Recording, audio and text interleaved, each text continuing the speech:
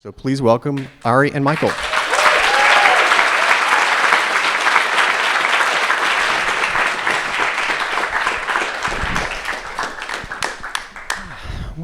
Welcome, Ari. Thank you. Thank you for being here. Thanks for having me. I'm very excited to talk to you about this movie. I've seen it twice now. I'm actually curious, before we start, how many people have had the opportunity to see the film already? Wow. Okay. And not that I should be surprised by that, but I remember we had a conversation last year when Hereditary came out, and it was on the eve of its release, so it was people didn't really know too much about it outside of the Sundance screening, and I had asked the same question, and I think very few people had raised their hands, so we really danced around it.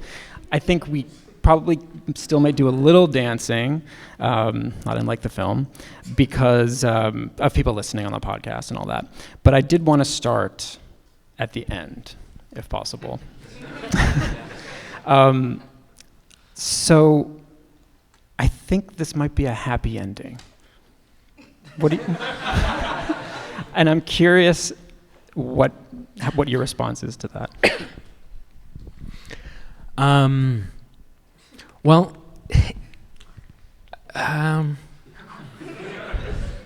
it is. I don't know. It's designed to be cathartic, and it's designed to play as a happy ending. It took a long time to get to the right place with the score for that last sequence, and there's a 10-minute cue that accompanies the final scene of the film, and we were really trying to hit the right tone, which was, I guess, we were going for like this lushness and this, romance and this symphonic quality, and it was just very important that it felt just cathartic, and I think we were going for this feeling of awe as opposed to a feeling of horror, and the way that I have been talking about the film, and I'm at the end of a press tour right now, and I'm just I absolutely hate myself, and so I'm repeating myself and trying also to avoid mistakes I've been making, or things I just regret. But we won't hold you accountable for anything here. Okay, thank you.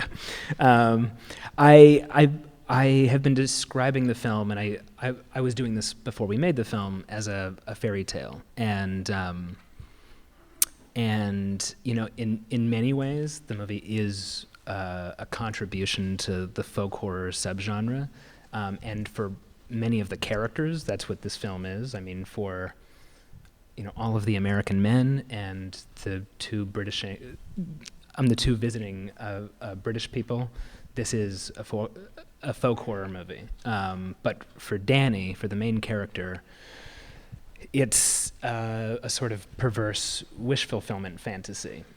And I wrote this while I was going through a pretty bad breakup after a long-term relationship, and I wanted to make a film that that felt as big as a breakup feels.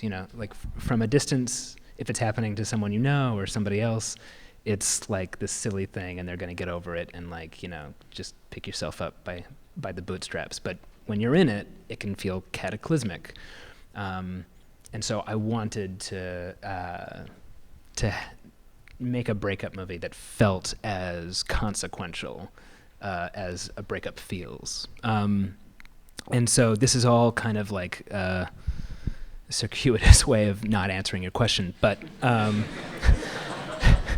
but it's designed, I guess, to not really have an answer. And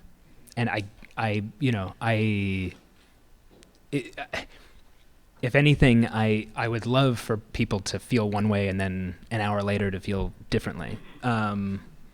That was my experience of it. I was very upset when I first saw it, and I saw it on a pretty emotional day. And then the second time I saw it, I felt a strange elation, and it sat with me strangely. And it got me thinking about like the great endings in American films, and it felt like this kind of false happy ending or a false unhappy ending is a very like peculiarly American thing. Like I was thinking about the great American films that have these sorts of ambiguous endings, like The Shining or After Hours, perhaps, or AI, a film that we've talked about admiring. Yeah, it's the greatest thing ever.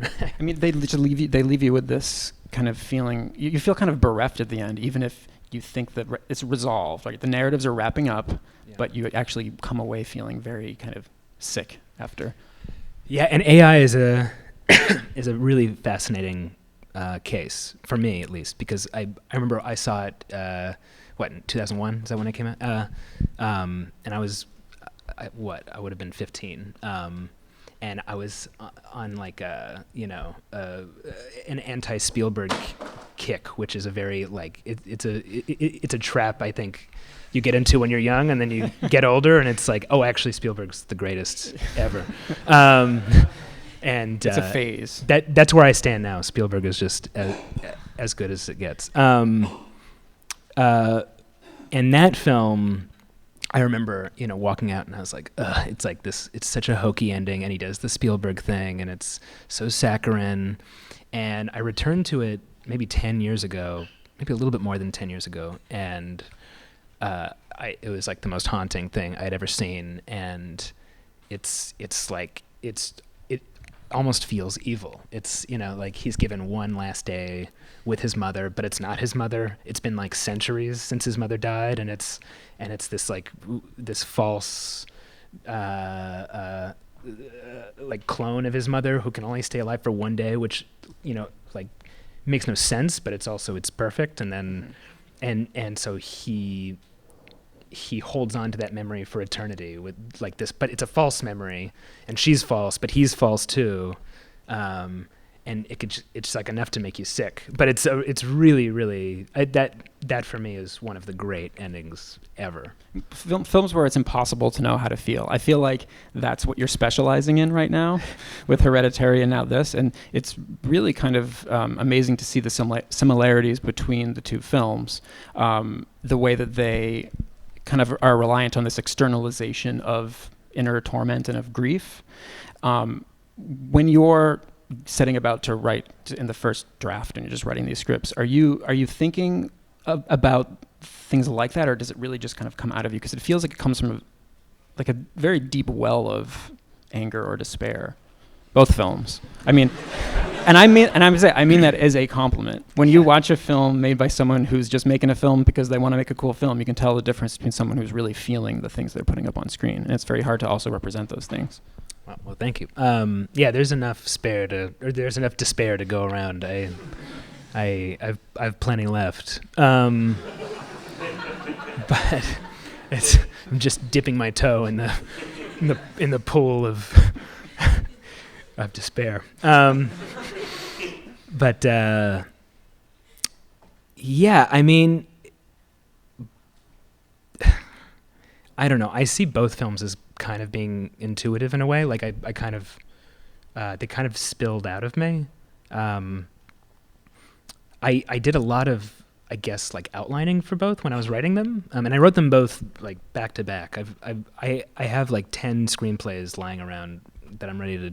I don't want to make all of them anymore, but I want to make some of them still. And those I wrote pretty close to each other. And I think I had extinguished some stuff with Hereditary. I stutter. But there was some left over of like what I was. I wasn't quite aware of it while I was writing it, or even as I was like preparing the film, and then it's embarrassing because you watch it and it's usually like in the editing room when you're like really picking it apart, and you realize like, oh God, like this is like I'm just going down the same alley with this one. But yeah,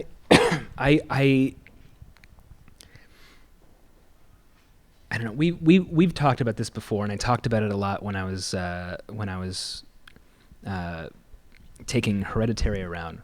But just I really love melodrama, and I feel like there's this tradition in melodrama, and I'm sure I'm repeating myself, but maybe it bears repeating in my case, because I feel that I'm always trying to like match what's going on inside of the characters, which is usually what's going on inside of me, with the form of the film. Like, you know, with like to have the film be as big or painful or, you know, apocalyptic as whatever, you know, the person at the heart of the story is feeling. So you do feel like in each film, is there a character that you're identifying the most with, or do you kind of spread it out amongst characters? 'Cause I can see that with Hereditary. In this film, it seems like the heart is really with Danny. Yeah. Well, with Hereditary, I was kind of spread all over. But a lot of me was in Peter and a lot of me was in Annie. In this film, which are the Alex Wolff and Toni Collette characters, in this film, I really put a lot of myself into Danny. But I've been in Christian's position. I wanted Christian to be at least relatable. But we are so aligned with Danny that there's almost no hope of like really siding with the guy.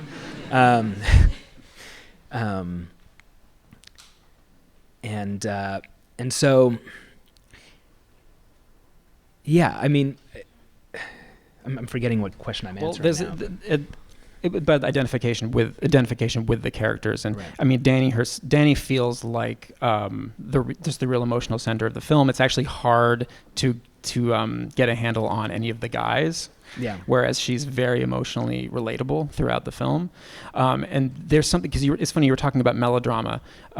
Often, in even some of the great melodramas, there's kind of like a generalness to the way that people react and the way people talk about things. Whereas there's a lot of intricacy in this script about the way people actually communicate or don't communicate and fight. And I was really, the scene that I really can't stop thinking about, because it's just it reflects so many things that I've been through, is when she finds out that he has decided to go to Sweden and hasn't told her, which is just, it's so insane. Not only because she's been through this, but that's just a thing you don't do in a relationship. But then the way that she wants him to stay in the room and finish the conversation with him, because the worst thing would be if he were to leave. He's going to leave, and she's been through so much, she just needs him in the room. Like, things like that make it seem like you've really deeply felt this relationship, and that it's reflective of something you've really been through. Without having to go too much into your personal history. No, yeah. I'm just working out the most cryptic answer I can give. But yeah,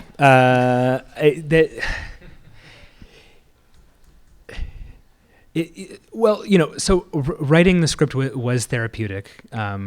Like, you know, what I would otherwise be doing, like, if I weren't writing the script, I would have been in a room just like, you know, kind of navigating the ruins of, you know, a failed relationship. But then you sort of, but this gave me the opportunity to sort of work it out, well, publicly, I guess. But I didn't, at the time, it was just therapeutic.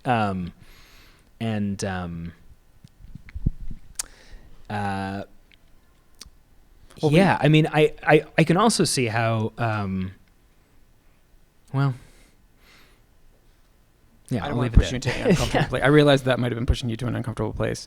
There was one other thing I wanted to bring up in terms of just the depiction of a relationship. We've been talking lately also about this movie 45 Years, the Andrew Hay film with Charlotte Rampling. I discovered that it's also a favorite film of yours. And there's the way that you depict the end of a young relationship. I found interesting parallels in the way that film depicts the end of a long relationship. And sometimes it's the same communication problems that go on. I mean, and that movie also has like a great central metaphorical conceit. Yeah. So why is that one of your favorite films? Well, Yeah, so I saw that film for the first time at AFI Fest, and I was like so floored. I didn't really know what to do. It has this like perfect cut to black at the end. Like there's a long list of like great cuts to black, and that for me is like maybe the one. I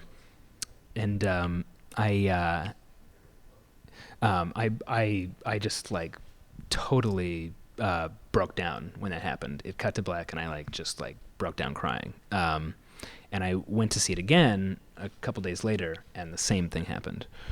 And that is like an exquisitely quiet movie. It's so quiet, and it's so quiet that it encourages the viewer to, I guess, like lean in towards it, so that at the end, there's this silent moment, and it's a gesture, and it's an expression on a person's face. But because you are so drawn in, or because I was so drawn in, like it was just like beyond devastating.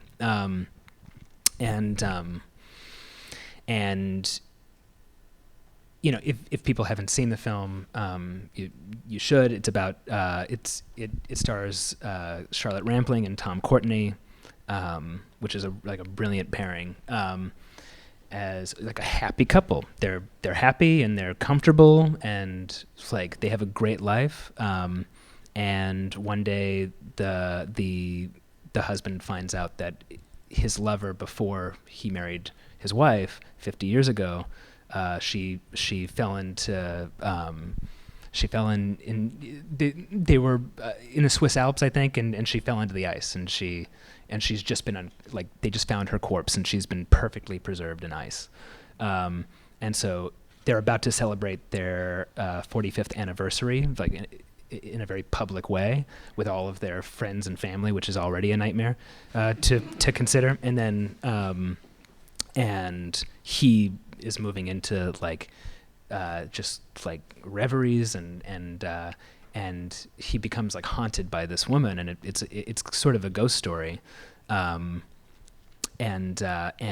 all of a sudden, this relationship that she thought she knew, and this like life that she thought she knew, is thrown into question for her, because she's seeing him fall into question, or fall into questioning, and just you see like everything. It's all in her eyes. The whole movie is like in her eyes and in the way they interact, and these little, it takes place over the course of a week. It's 7 days, and you just see the routine and how the routine is changing in these minute ways. And then at the end, they're at the 45th anniversary, and this is just after she's confronted him, saying like, we're going back to normal, like we are, like, this is over. And of course he falls in line with that, but it's too late for her, and now she can't trust anything. And when she confronts him, it's in the evening, and the film is shot very naturalistically, but outside there's this blue light. It's like twilight, and the blue light is kind of artificial. It's very weird. It's the first time in the film that it feels a little, that there's some artifice to the film, and it's very subtle. And then at the end, the next day he's woken up, and he's like on his best behavior, and he's really trying, and now she really doesn't know what to trust. And they go to this anniversary party, and she's and he makes a speech, and it's very beautiful, but it's like dense with meaning, with like so many possible meanings. And they go up to this dance, to Smoke Gets in Your Eyes by the Platters, right? And the light, that blue light, has come back, and they're dancing in this blue light that is like so surreal and strange, and it feels like a dream. And at the end of the song, she just she pulls her hand away from him, and you see in her eyes that that she's been holding up this illusion, for the whole movie, and it just has crashed down on her. She can't hold it up anymore, and it's just in her face, and then you cut to black, and it's the greatest. And it only works because it only works because of how quiet the whole film is, that this last moment feels staggering. And so it's kind of a breakup movie, but it's ambiguous whether it is or not. The movie is 45 years for those who haven't seen it. It's a really powerful film. It makes me want to ask, because you talk about how everything's in the face of the actress, about your work with Florence Pugh, who is really extraordinary in this film, and that's I would say 2 back-to-back great performances from your lead actresses, with Toni Collette and now Florence Pugh. How did you work with someone to get to that place of grief? I mean, I just really, it was just radiating off the screen from the very beginning. Yeah, I mean, Florence is really an amazing actress, and by the way, sorry, I just realized that I gave a synopsis for that whole movie. Like, I was like trying to listen to your question. I did hear it, but I was just thinking, like, what the fuck was that? I really recommend it. I hope that I've intrigued anybody who hasn't seen the film to see it. It really is a great film. Jesus. I've been doing press all day, and so like I just forgot how to behave. But you'll have to put a warning on the podcast. You're showing your cinephilia, your deep love for movies. And my deep love of just like synopsizing and like just explaining stories to people. So anyway, Florence Pugh, she's really remarkable. I had a really strong feeling about her when I saw Lady Macbeth, and I was already like kind of in the place of thinking about who might be able to do this, and she was at the top of our list, and the casting process was long. A lot of really wonderful actresses read for it, and she couldn't read for it because she was shooting Park Chan-wook's miniseries, Little Drummer Girl, and we just kind of were holding off on making a decision about anybody because we wanted her to read, and there was just a feeling about her that was kind of nagging, and ultimately, we realized that was for a reason, and we cast her, and she's very different from Danny. In almost every way.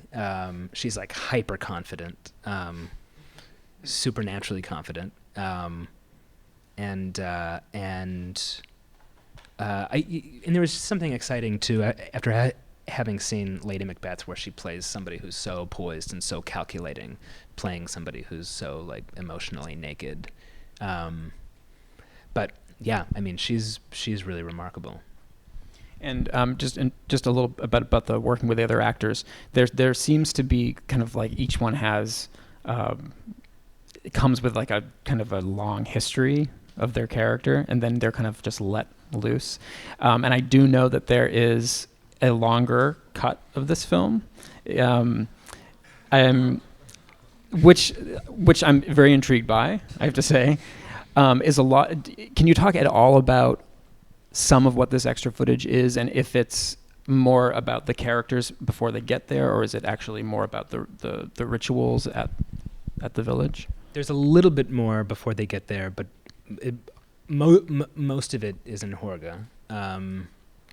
And there are more rituals. There are a few more sort of genre things.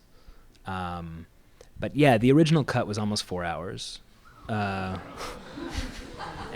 I wouldn't recommend it. People are laughing because they want a 4-hour version. Oh boy. Well, I'm putting together an extended cut now. It won't be that long. But it might be around 3 hours.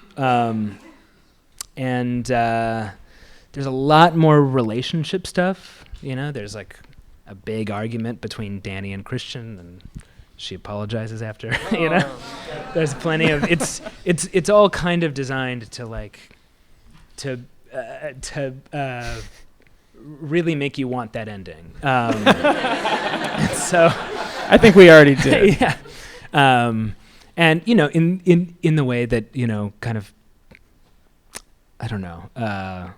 Well, and there's also actually a lot more between the guys. I think one thing I was sad about with this cut, although I'm very happy with this cut, and I think the pacing in the current cut is the best that it's ever been. But one thing I was sad to lose was that there's a lot between the guys. That not so much all the guys, but Josh and Christian, their rivalry is more fleshed out, and I guess it's a slightly less reductive film as far as they're concerned. But there is something. I mean, it's still like deliberately reductive in a way, because they are foils to Danny. And that's the Josh Christian subplot, by the way, is the favorite subplot of all of my academic friends.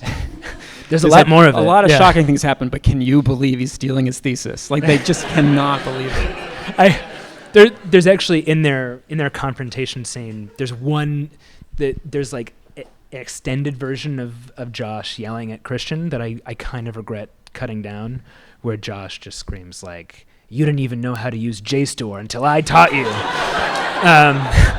And so that'll be in the extended cut, because for me this is like kind of, if it's a horror film, it's an existential horror film, and nothing reflects the meaninglessness of life more than two people fighting over a thesis. And so that's so the more the better for me as far as I'm concerned. And I do want to talk about some of the more horrific things in the violence, but before I do, I also want to say that nothing in the movie upsets me more. Nothing makes me hide my eyes more than when Danny says that it's her fault that he forgot her birthday. Ugh. It's a killer. No, it's my fault. I should have reminded you. Oh my God. It's rough. The sick mind wrote that. But you don't have to respond to that. But in terms of, I do want to talk a little bit about how some of the more shocking images in Hereditary and Midsommar, how they sort of skirt the line between a kind of absurdity, the big shocking, I'm not going to say it because there are people who have not seen Hereditary, but the big shocking thing that happens in the car in Hereditary, and I would say the thing that happens in Midsommar with the mallets, are almost like these extreme, bordering on Looney Tunes versions of gore. And I'm wondering, are you aware, you must be, when you're making of how to finally toe that line, because it could go too far in one direction or the other, and they're just so perfectly balanced. Thank you. I'm sure some people feel that it crosses a line. But I don't know. It's all. You just kind of go by instinct. Really, you're going by your gut. And by you, one does. But obviously.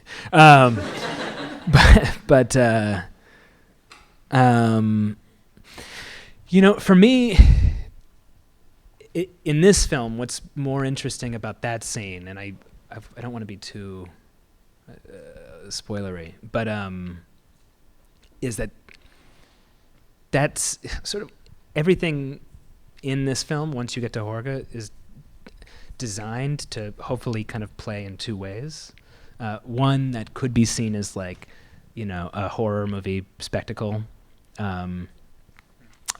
where somebody witnesses something awful, or it could be seen as like Danny being forced to confront something that she's been looking away from, and then being presented with like a different way of viewing that thing that will maybe allow her to process it better.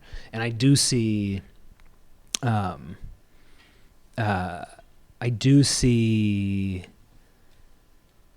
the well, I see the community in two ways. Like I really wanted Horga to feel like a real place with a real history and a very rich sense of tradition, and I want you to really I want it to feel like a lived-in place. And at the same time, and I've talked about this, I'm repeating myself, but I want it to play. Maybe if you ever watch it a second time, or even maybe as you're watching it, you start to sense this, that they are like here strictly to fulfill her needs, and that they are almost like a manifestation of her will. And in that way, I really see the film as a fairy tale as well. But I guess when it comes to the gore, like the images of like body horror, I if anything, certainly in Hereditary, with going back to, I guess, like the scene of the accident the next morning, or what we do here, it's that these are images that are making like very like strong consequential impacts on the characters, and I want to like I don't want that to be something that people understand like on an intellectual level, or like, you know, like they get it, like, you know, I want it to be something that is like felt, and like so that if anything, to just bring you closer to that character's experience. So you're hearing Toni Collette scream, you know, in, you know, total emotional agony, but then you're seeing, you know, the source of that, and hopefully you're feeling it on some level. Right? Yeah, there's no sense of off-screen terror, which is a tactic that a lot of filmmakers have. It can be very effective, but if you don't see the things that you necessarily see, then you can't feel what the characters are feeling. And it's interesting that some of the graphic things that or terrible things that happen to characters that do happen off screen aren't necessarily being seen by other people, and that makes sense. Then we wouldn't see it. Like when I saw I love the joke about skin the fool, and that happens, but you don't necessarily see that on screen because it's actually it's the after effect that characters see. That's it. So it actually stays really attached to a point of view. That's really interesting. Yeah, it's I don't know. It's sort of a game of like withholding in certain places and then like indulging in others, and I don't know. I also wanted to, just now you were talking about Horga, you know, that you were so meticulous about it and you wanted to make it seem like a real place with its own rich tradition. What kind of research did you do to make that possible? I mean, this is not really it's not your background. You don't come from a place like that.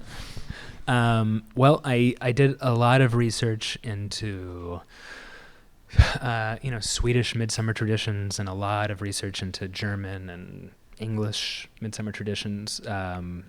I looked into Swedish folklore, learned the runic alphabet, and then we built our own language called the affect language, which is sort of a combination of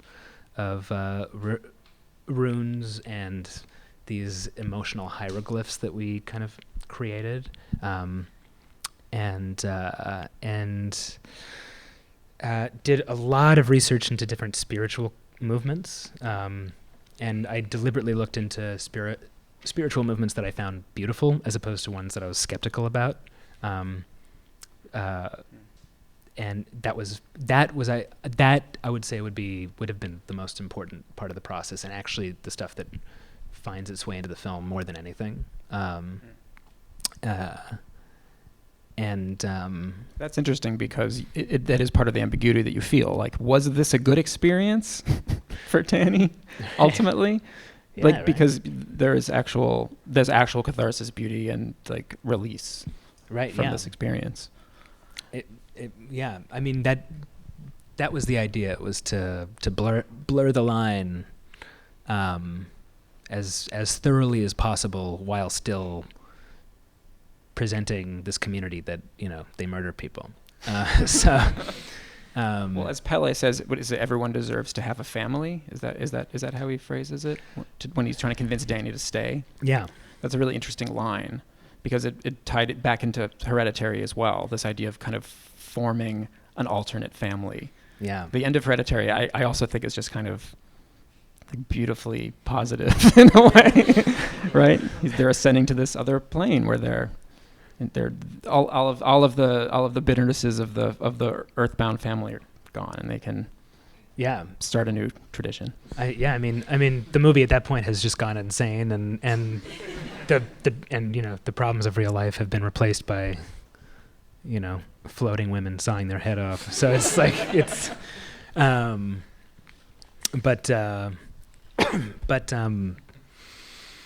yeah. I mean, and again, that's a film that I hope that there's nothing worse than a film that's like, it was all a dream, and that's certainly not what these films are. But it was very important, especially with Hereditary, that the metaphor like continue to function even as all these things are happening in the story, and that they and so hopefully that's the case there, and I hope that's the case here. But at a certain point, I know that I have to like let go of that stuff and then just pursue something on a more like base kind of less like cerebral level, and just kind of go where the movie wants to go. I mean, it's all laid out, and it's also clear in a way, right? One of the great things is if you actually look at the walls. I noticed this the second time I saw it. If you look at all the walls in the loft where they're sleeping, and in some of the other scenes, like the plot is sort of laid out for you. It's all there, which makes a lot of sense. It's not like you're spoiling things for the audience, but you're in a way you're saying that. These things are inexorable. It's fate. These things are going to happen whether you like it or not. And what I love about this film is that it's a gradual journey to the thing that was going to happen all along, which also makes it seem like Hereditary in a way. Yeah. That is how I see both films, but especially this one, I mean, if anybody has any understanding whatsoever of like, this genre, or then where what's coming, that this is like not going to work out for these people, and that they're going to be sacrificed. And so for me, that's the least interesting thing about the film, and I really wanted to treat it as a given, and for me there was something, at least from my perspective, there's something more disturbing about just like throwing these lives away, like almost from the very beginning, like treating them as though, which is what these films do. These characters are always cattle in these films, and so by the time you see them you see their corpses dressed up and kind of presented in these tableaus, like that was inevitable. We all knew that was going to come, and if anything, like the catharsis of seeing it happen, like is denied you, and you're left with like the fact. And so for me, it was never like the goal was never to subvert the genre, but rather to kind of to get to that destination that you have to get to, in a way that I hope feels emotionally surprising. So that once you arrive there, it's kind of everything you've been expecting in a way that's kind of unadorned, but then, but hopefully it's different.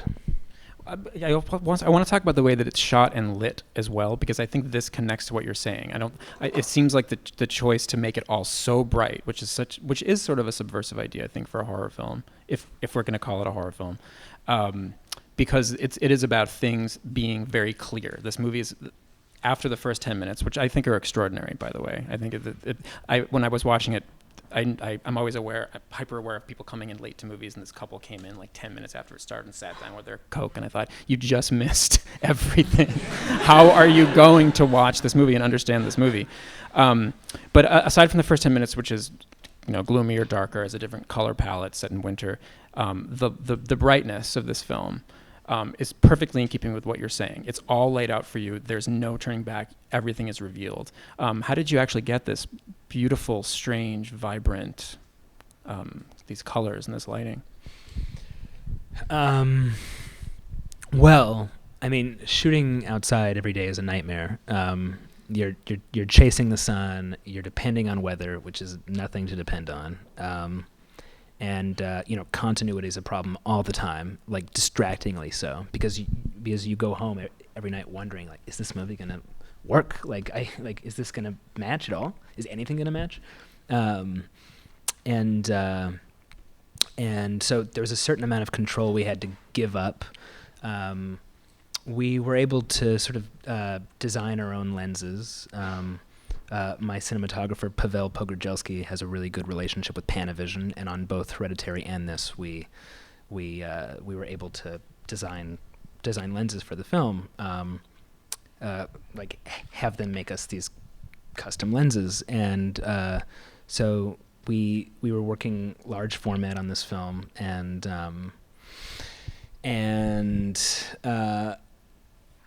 we knew that we were sort of pursuing this 3-strip Technicolor look, but not the way 3-strip Technicolor actually looks, but the way you kind of imagine it looking, if that makes any sense. And so the way it exists in your mind, in your memory. Exactly. And even at the very end of the film, like, there's a moment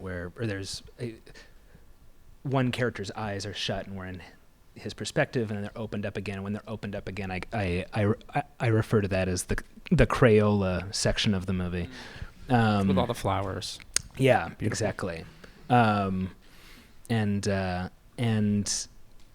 a lot of that, I mean, most of that, I wouldn't say most of it, but a great deal of that was done in the grade as we were color correcting and as we were in the DI.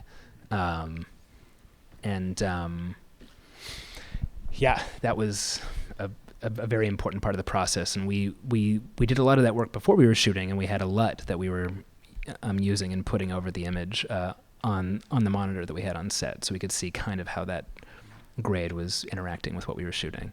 Did I read somewhere that part of this you had tested shooting this on 35 millimeter, or that some scenes were shot on 35 millimeter? We thought about it. We did a little test, and then we decided to go large format digital. But we thought about it, and it was pretty clear pretty quickly that we didn't want to go that way, given what we wanted to do with the film. And then the making of this film was just so tumultuous. While I was editing Hereditary, it looked like this was going to get a green light, but we were editing Hereditary in the spring, and it looked like we would have to shoot the film in the summer. So I had to shot list the movie while I was finishing Hereditary so that we could go out scouting for a field, because we knew that we had to build this village in an empty field, and I needed to know what the geography needed to be, so I needed to do the shot list. So then we found a field while I was finishing the film, this empty field that was wild and totally uncultivated, and then we had to cultivate it and build this village in 2 months. And so I came back to do press for Hereditary, and then I went over there, and we had less than 2 months of pre-production before we were shooting at the beginning of August. So Hereditary came out June 8th. I was in Hungary on June 9th, and we were shooting first week of August. It was very hard. Something you wouldn't want to repeat, going so fast from one to the other, I'm sure. Probably not. I mean, I joke, although it's not really a joke. Every time we drove onto that set, it was like a funeral march. I was just like, it's appropriate. Just like, what are we doing? Why did we do this? I want to get a few questions from the audience, but just wanted to say, like, are you surprised at the ardor with which people talk about Hereditary? Hereditary has become this kind of cult sensation, I suppose, or is actually a big hit. But I believe that there was a screening of the film where somebody showed their Hereditary tattoo to you after saying they had seen it 9 times. How do you process having written something so kind of profoundly sad and I don't know, gut-wrenching, and then having it out in the world where people are just kind of obsessed with it? Is this thing that you even can process?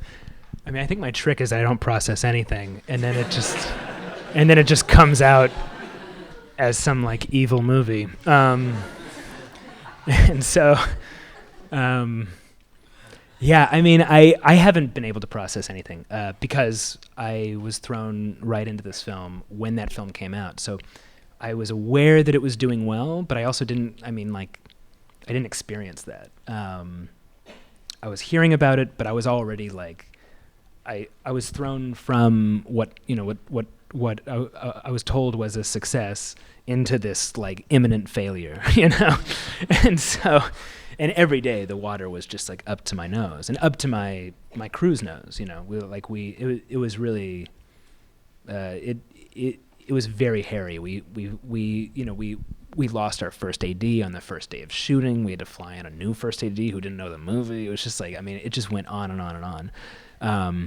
And so this is the first time that there's been like things are just settling now. And so I guess now is my opportunity to process it.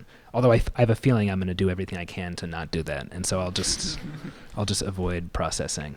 Well, despite all the hardships of the film, it's a beautiful film. It really is. Well, thank I don't you. think you can say that about a lot of films of this genre. So. Thank you. If anybody has a really good question, yes, right there. Oh wait, we're gonna have a mic coming, so just wait.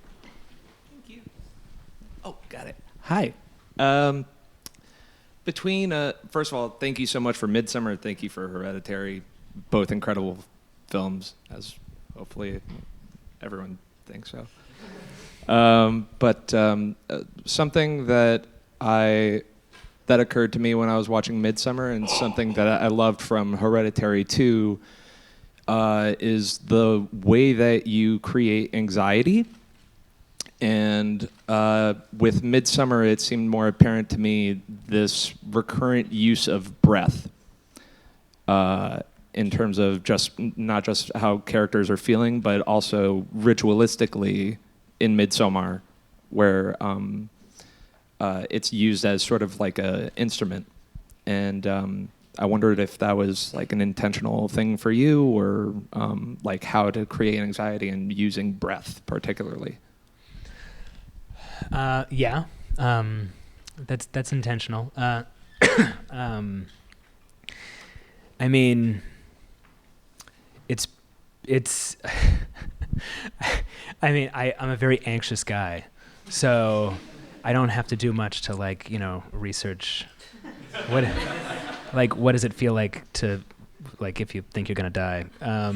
But I don't know. I feel like, I'm not sure if this is the way it is for everybody, but there's like always this kind of like white noise like underneath everything that tells me I'm doomed. And so, do you like that everyone laughs when you say that?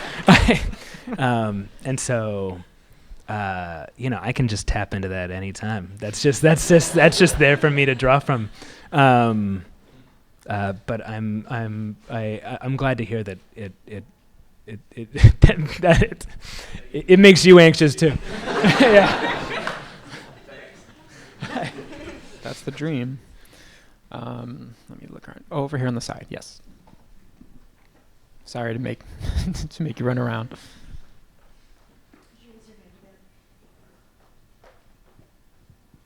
Hello. One thing I drew from the film, it was my impression that it was a big metaphor, and all the American men were parts of Danny's psyche that she needed to deal with in some way to heal. Was that intentional? Do you agree with that impression? I like that. I like that reading. I don't want to do anything to like throw water on that. No's okay. Not necessarily, but that actually has that has occurred to me in retrospect. Like, there are times I watch the film and I see it that way as well. And so, I mean, there's a lot of stuff going on unconsciously as I make these films that I catch later on. And so, like, that also doesn't sound like absolutely wrong to me, but it wasn't really on my mind until later. But that has occurred to me here and there. But I would not say that was something I was consciously pursuing. I like that idea. Right here in the front. Yep. Hey, Ari. Hi. First of all, thank you for doing what you do, and I think you're a really special filmmaker. I don't think that there's anybody in American cinema right now that's making films quite like yours, so I hope you find the strength to process everything you need to and keep making movies, because they're really special. My question was about your use of long takes. That struck me, I mean, in Hereditary as well, but especially in Midsommar, because I saw it recently, obviously. And so it struck me right from the beginning, like the shot of Florence, just the close-up when she's on the phone, how long that was, and that was recurring throughout the film. So I was curious, your standpoint as a director, what gives you the confidence to feel like you can hold the audience's attention for that long? Is it films like 45 Years or other films that do the same thing successfully? Is it your faith in the performers? Is it the production design? Is it a combination of those things? What's your mentality as far as, I'm going to hold this shot for a really long time and I trust that the audience will be there with me?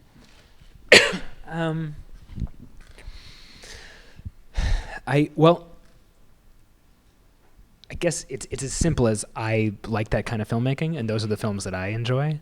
And I like the idea of like seeing how efficient I can be while also like holding something. And there are a lot of takes in the film that have been cut down that go on for like 2-3 more minutes. Because then you got to go by your gut when you're actually putting the thing together, and there is like and that's the risk of shooting that way. I actually find it easier than shooting coverage. I really don't like shooting coverage, and the reason for that is I don't really know what I'm getting until I get into the cutting room. Like after a while you have it in your gut, like what will and what won't work. But when you do a long take, when you do this like long sustained take that maybe covers the whole scene in one master, if you have it or not. And it drives actors nuts, and it drives I think it can drive the camera crew nuts, but I think it also kind of galvanizes them, and I think it can be very exciting for the crew. Why does it drive the actors nuts? I thought maybe some of them might like playing out a longer take. Because there are some takes that are ruined by the camera, where they're killing it, and I would have, and if it was being covered, that would have been it, but it's not. And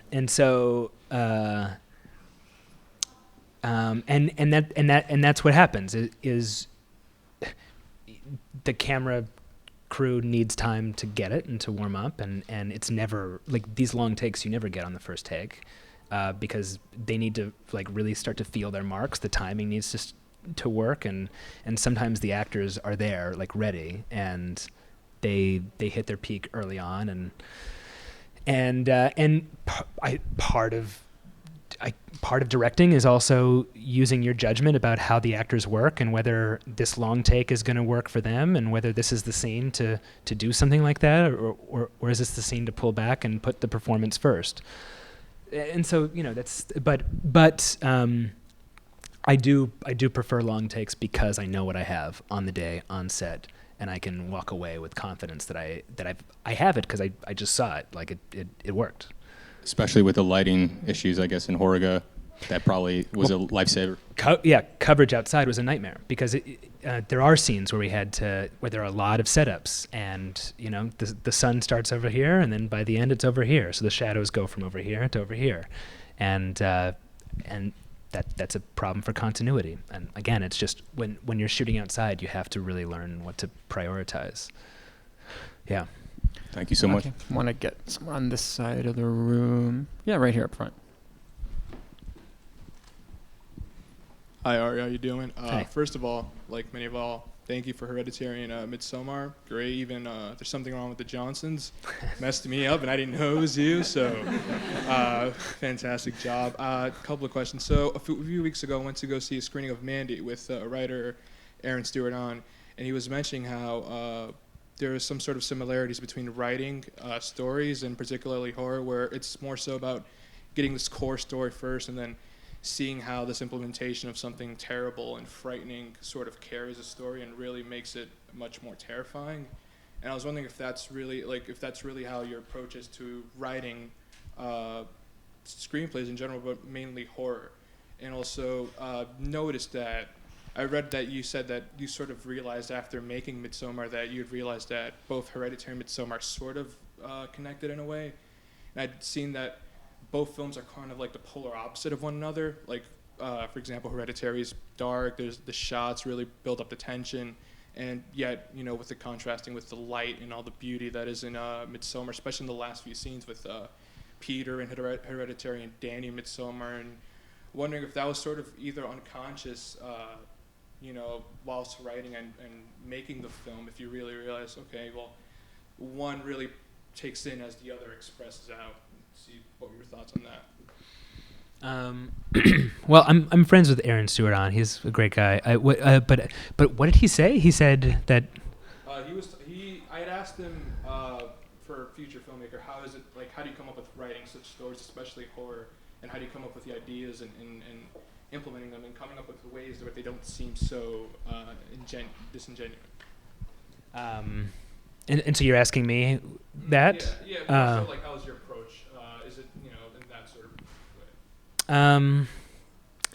I mean, in the case of these films, I was sort of writing through crises, and genre can be very helpful in that it like provides you with a framework that's very like sturdy, and so it allows you to take very messy feelings and emotions, and then it gives you a path to sort of organize them, and so I guess that was my process on these two. I can't really, I don't have, I guess, the insight to go beyond that, except for the fact that I wake up and I get coffee and I sit down and I procrastinate writing.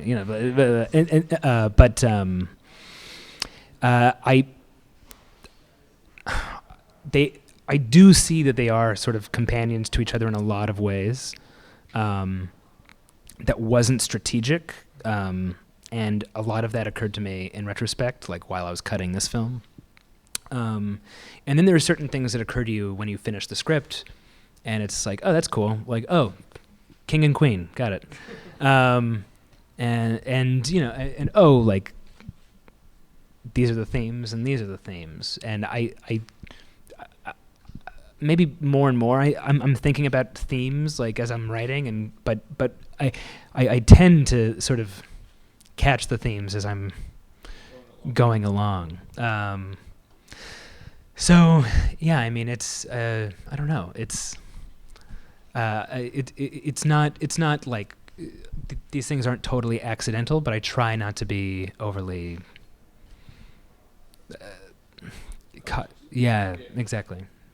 Thank you very much. Yeah, thank I you. think we have time for one more, right in the center. Yes, you.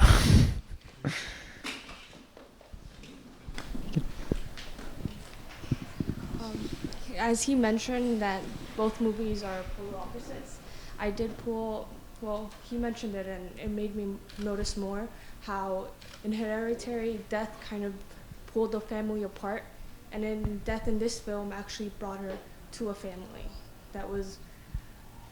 They're kind of crazy, but in a sense they're very sweet in the way that they both experience things as a family compared to how her original family was kind of being pulled away by her sister's mental illness.